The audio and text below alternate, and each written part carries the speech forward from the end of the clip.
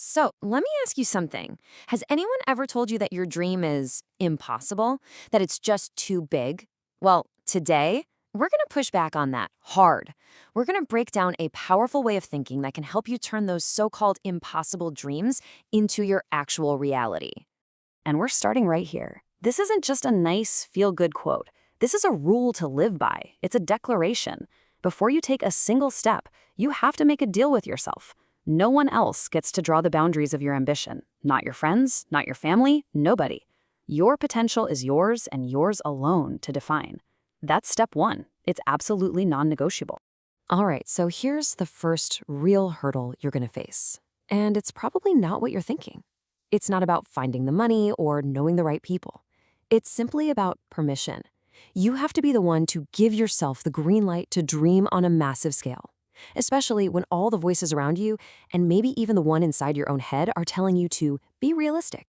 I mean, we've all been there, right? You're surrounded by this fog of doubt. You hear things like, you're dreaming way too big, or that just can't happen. But then, look at the other side of the screen. That's the reality. That's the truth. People are living proof that it is possible. The message here is so simple, but so powerful. If you want something, you have to go get it, period. And this, right here, this is what's really at stake. This whole thing isn't just about chasing a goal. It's about making sure you don't end up with a future full of regret. Seriously, think about it. The pain of trying and failing, that fades. But the slow, constant burn of what if, the bitterness you feel from letting a dream just slip away, that's a feeling that can stick with you for a lifetime. Okay, so you've given yourself permission to dream big. That's awesome. But permission is just the key to the car. What's the fuel that's actually going to start the engine and keep it roaring when the road gets rough?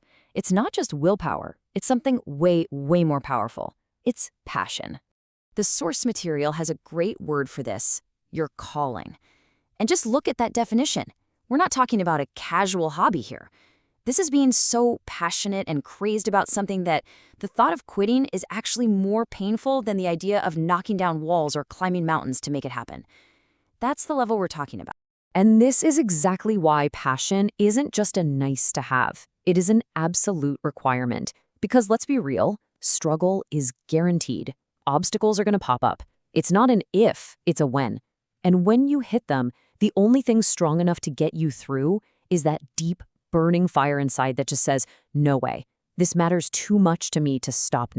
Now let's get into the moment of truth, the point where that passion you have is put to the ultimate test.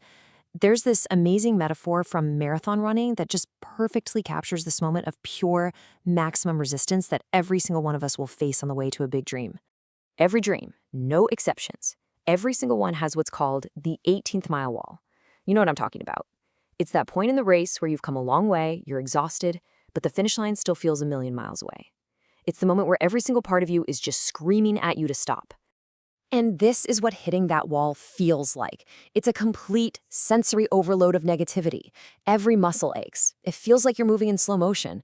And your mind is just flooded with pain, with doubt, and with this overwhelming feeling of defeat. This is the exact moment where most people give up. But this is the sledgehammer that breaks through that wall. It's a simple but unbreakable mindset. It's a promise you make to yourself. It's not about finding motivation in that moment. It's about making a raw, stubborn decision that quitting is simply not an option. The only acceptable outcome is winning. So you've got the internal grit. You know how to break through the wall. But even the toughest mindset can be worn down by a toxic environment. You can't win this battle alone. So the next critical piece of this puzzle is that you have to become the ruthless curator of your own social circle. The source material does not mince words here. The first and most essential step is subtraction.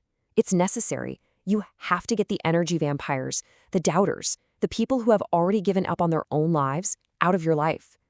The logic is a little brutal, but it's true. If you hang around people who are going nowhere, that's exactly where you'll end up. And at the exact same time, you have to go on the offense. It's about addition. You have to actively find your tribe.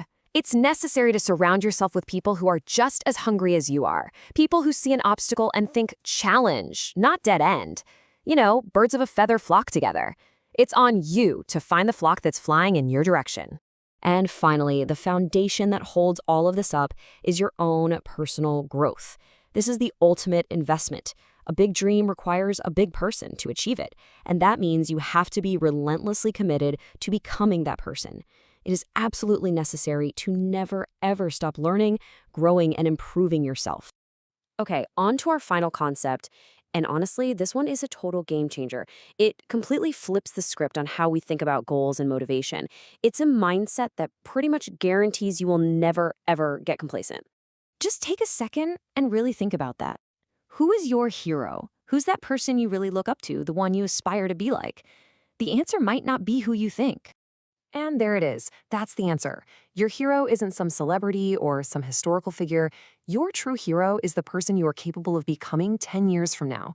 See how that just shifts the entire focus? It moves from admiring someone else to aspiring to become the best version of yourself.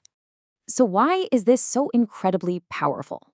Well, here's how the logic breaks down. First, that hero, the future you, is always a decade away, which means you'll never actually catch them.